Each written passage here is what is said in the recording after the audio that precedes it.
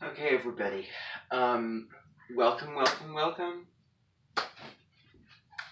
I know it's been a couple days since we've had a mentioned meeting. I'm officially deciding to do whatever I want to do and not limit myself. So yeah, I want to draw the boundaries really clearly between what I do here and what I do for my YouTube channel and stuff. So I'm, really want to be clear about that. I had a dream last night that I was just torturing myself over making an astrology video. And I was thinking to myself, I can't do this, and what am I doing? And completely feeling clearly moving beyond that soul agreement. And it was a reflection of the feelings that I had been feeling of lack of interest, lack of excitement about things, lack of abundance, just abusing the information down the drain when I make a video about these astrological topics. And that dream brought it up, but I think dreams bring things up to be looked at and to be healed. And so that's something that I remember, and it certainly is true for me. And at this time of year, last year, I was feeling so abundant. And then the second part of the year, just that went down the drain. It really did. And now it's kind of returning back again. And so this is the time of year that I would have liked to get my computer. All the planets were direct. It was my 18th birthday, but I got it during a really chaotic Mercury retrograde in Gemini. And, I think another reason why that retrograde was really intense was because it was going on during eclipse season as well. Because the one before, the year before, 2 years ago, that, wasn't that bad. It didn't really, affect me, too much. I wasn't going crazy. But I think that if you take into account eclipse season, where you're being eclipsed, where you're being change is being thrust upon you and transformation is being thrust upon you, like it will be beginning in a couple of weeks. So I do want to say that we will definitely be taking a good look at the themes around, the 19th, 20th of this month, because it is going to be really profound. And maybe at that time I will be studying, World War II for good reasons. At that time I'll probably be watching Maleficent, which is a Disney movie. I don't know why, but I'm just thinking of doing that. Because, you can have the sun and moon in Aries at 29 degrees coming together, making a conjunction. And that can still be considered an eclipse, because the sun and moon are close enough to where the nodes are in very early degree. Taurus and Scorpio, and the sun and moon are at 29 degrees of Aries. So the North Node's got to enter 29 degrees of Aries in July, so it just kind of makes sense. Whereas, the sun and moon at 28, 29 degree Taurus on May 19th, which is the new moon in Taurus, which is really far away from where the North Node and South Node are. beginning of Taurus and Scorpio, and there'll be a new moon at the very end. So the nodes are too far away for an eclipse to happen, even though there'll be a new moon in that same sign. So maybe that is the whole reason why there's an out of sign, disjointed, hybrid, new moon solar eclipse happening, where the sun is the one being eclipsed by the moon, and then the sun is eclipsing the moon on a lunar eclipse, which is a full moon eclipse, basically. And it's happening at 29 of Aries, 29 degrees of Aries. I'm not scanning far enough. I always do that. I'm going to have to find another system for doing this. So it's a 29 of Aries, and it's almost like, when the sun and moon align like this, like, I'm sure, powerful symbol. Think about a teapot, sizzling away, and you hear it kind of, or a pot of boiling water that boils over. Kind of, that's the feeling, although I don't want to give too much away. But that's what's going to be going on. I'm not going to continue to deny it. I'm just super curious about it. And, so, I wonder what a baby being born under that particular influence would be like. Hopefully it would be like, who, no more. Anything else that I could think to say concerning what's happening? All the dimensions are really doing their own kind of version of what they're going to be doing.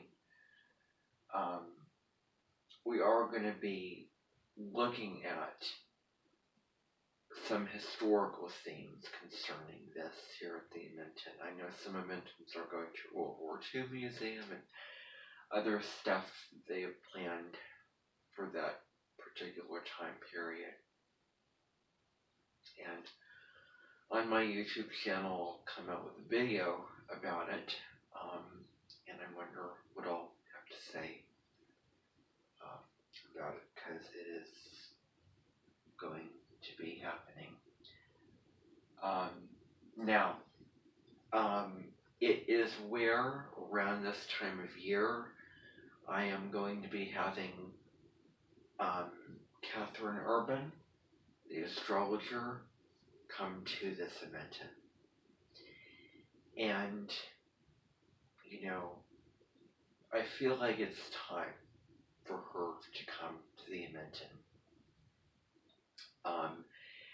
And I'll be having her come several points of the year, including mid to late May.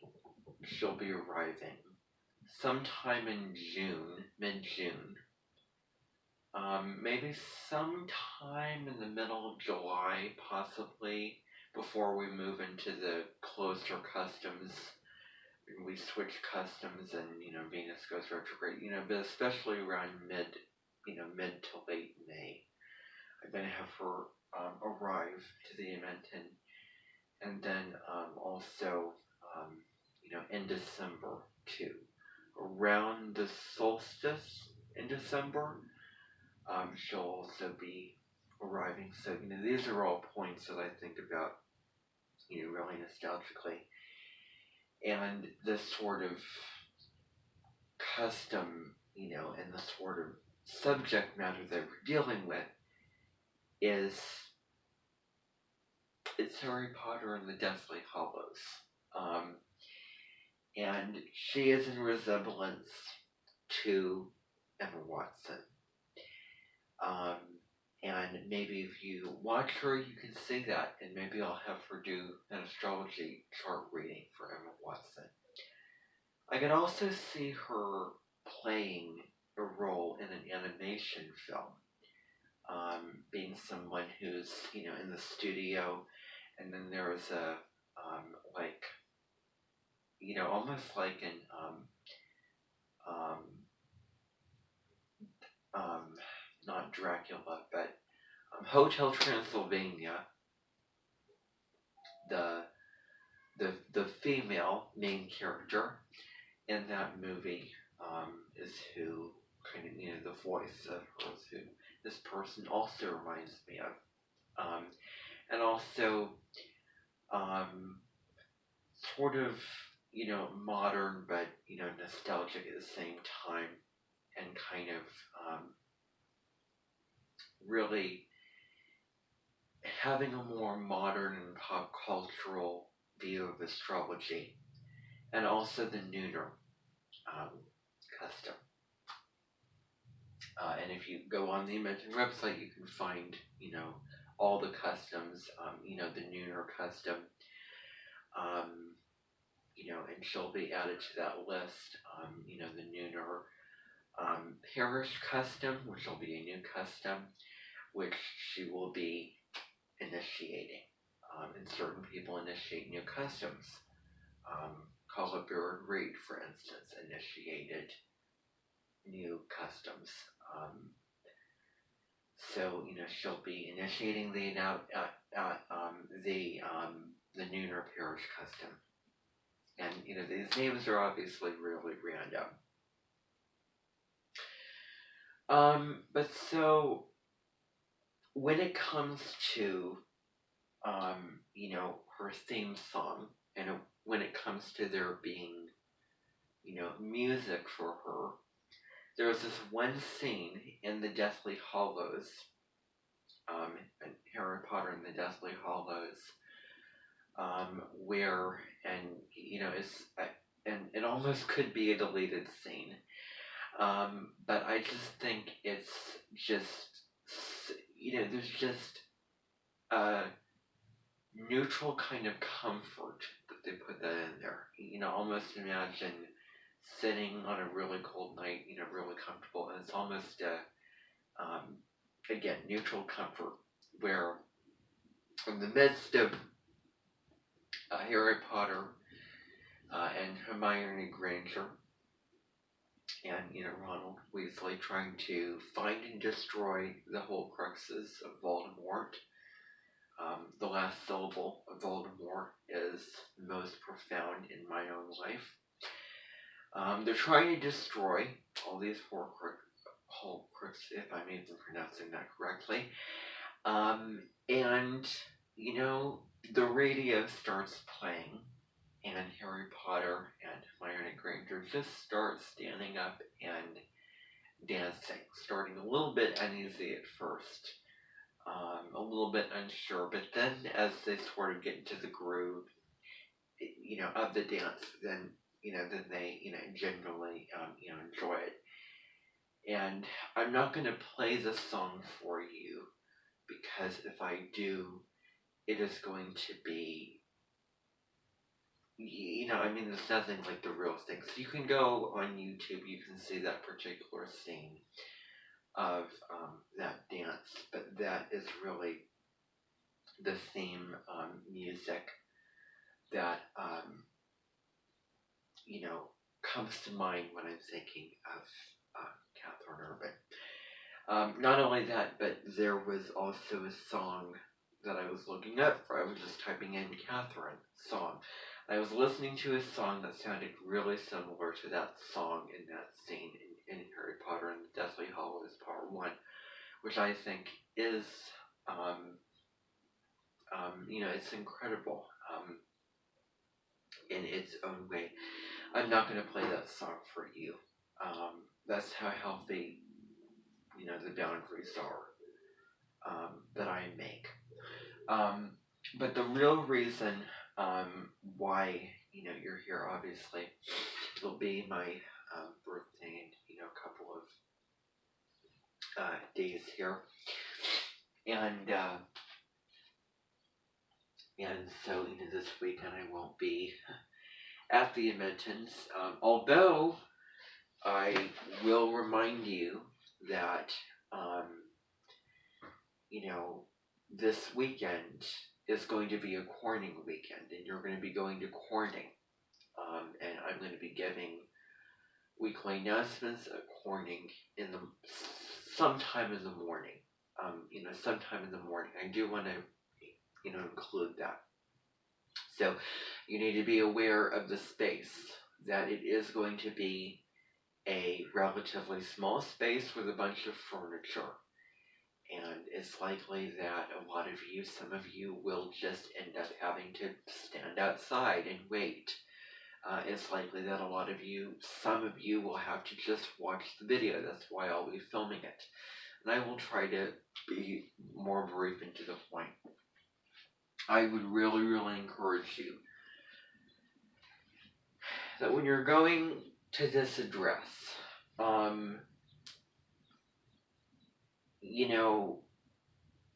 wear your comfortable clothes. Wear what is most comfortable to you. And that's what I'll certainly be doing. Definitely make sure that you take care of yourself. Definitely make sure that you do, a cleanse, prior if you can. I mean, I'm going to, just, and when I say cleanse, I mean just in general, without getting into the specifics. Just do your cleanses, bodily cleanses. That's it. But, definitely, wear what is most comfortable to you, because it could become very frustrating and you could get a headache and you could become very agitated, and that kind of constipated feeling inside of you might become more noticeable, and you might feel uncomfortable, which is really worrying me, that I'm not going to be feeling comfortable and I'm going to be feeling frustrated and resort to indulging in the most comfortable things, because those are just what feels most comfortable, and barely feeling comfortable enough. I'm really concerned about it being overly warm and a frustrating environment to feel comfortable. And that's something that I'm anxious about. And I really want you to understand that dressing in your most comfortable clothes, because it is a warmer house in terms of temperature, definitely dress in your most comfortable clothes that you have. Just be comfortable, just be relaxed. Definitely do whatever you need to do to feel relaxed. Pull up a chair, you need to do all the things that you need to do. I won't try to make it too long. I do want to do this, obviously, and, obligation of mine that I created is making the mandatory videos that I've scheduled for myself to make for my YouTube channel only on the weekends.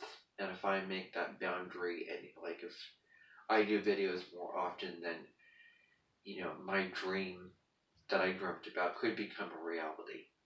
And, it's so thin that, of the kind of walking of abundance, the line of abundance, rather. And I really want to make, healthy boundaries so that I do feel abundant without, worrying when the next shoe is going to drop.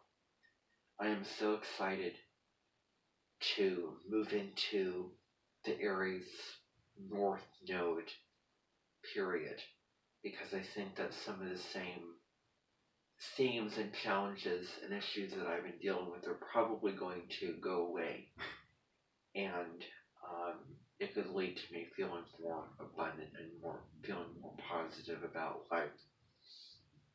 So things are going to change in July, but I think that the new moon on the 19th and 20th is going to, it's going to be like planting a seed, and that may be something where, okay, well, maybe I might feel like things are moving in a more positive direction where I'm letting go of things like, never before.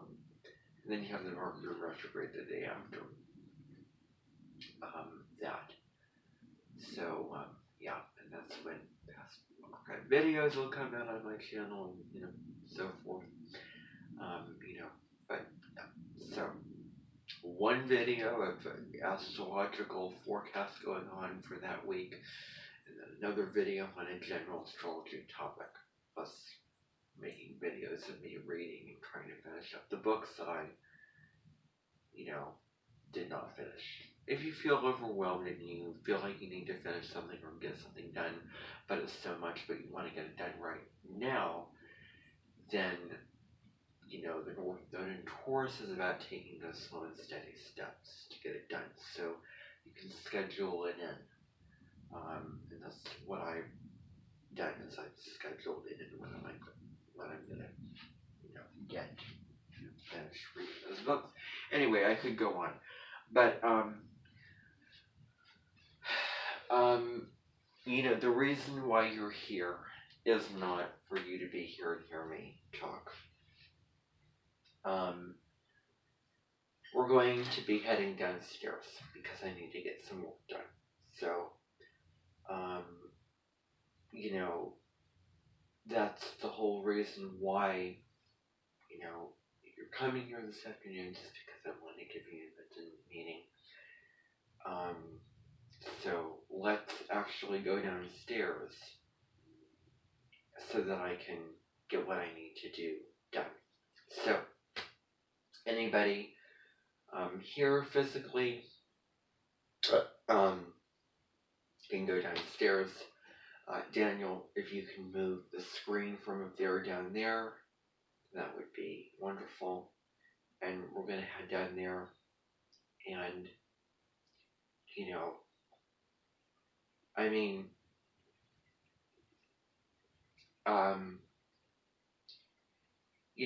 and the other thing is, okay, I finally accepted the notion that, it is the way it is. It is, an eclipse going on. It's a new moon. But anyway,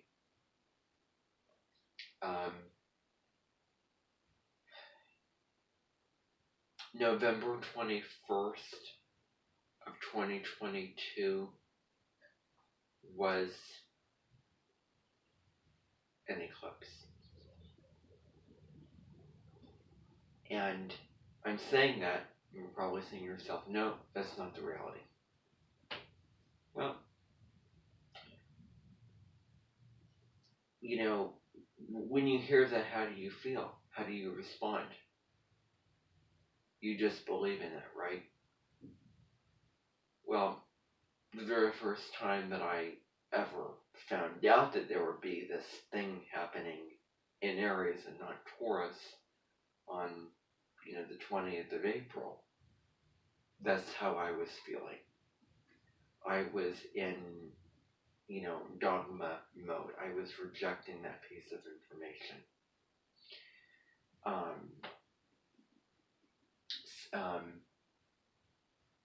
I would really like for somebody to put it into a song.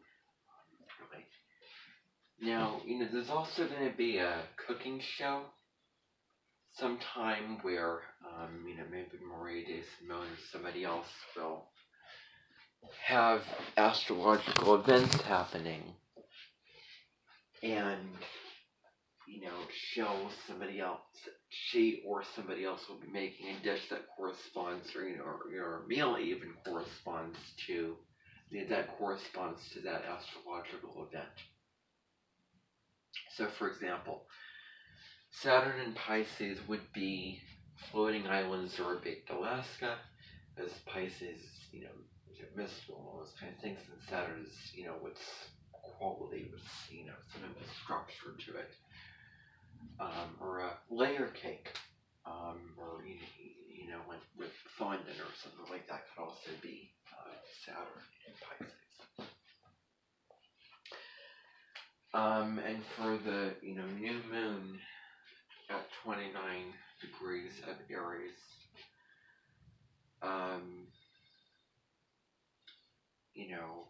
that would be probably, salsas or, spicy hot meal.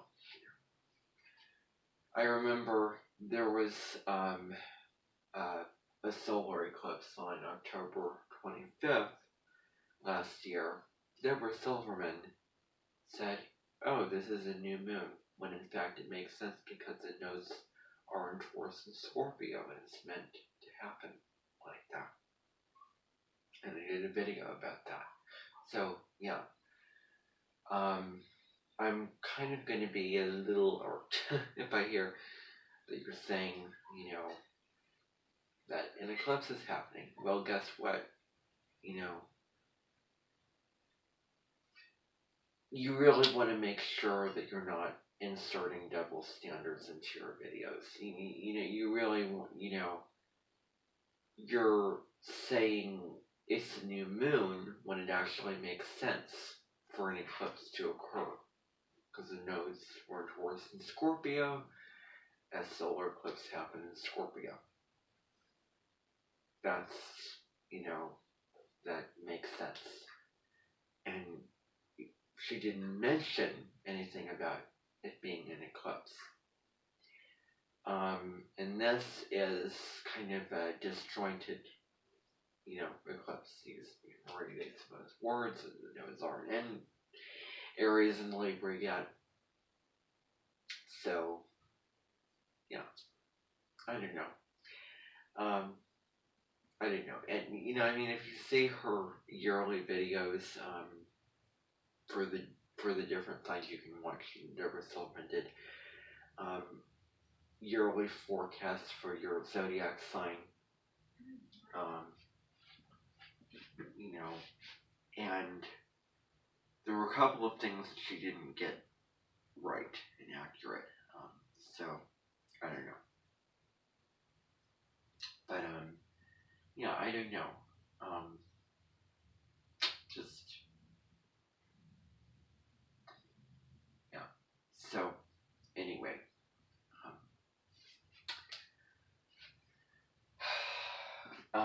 Let's just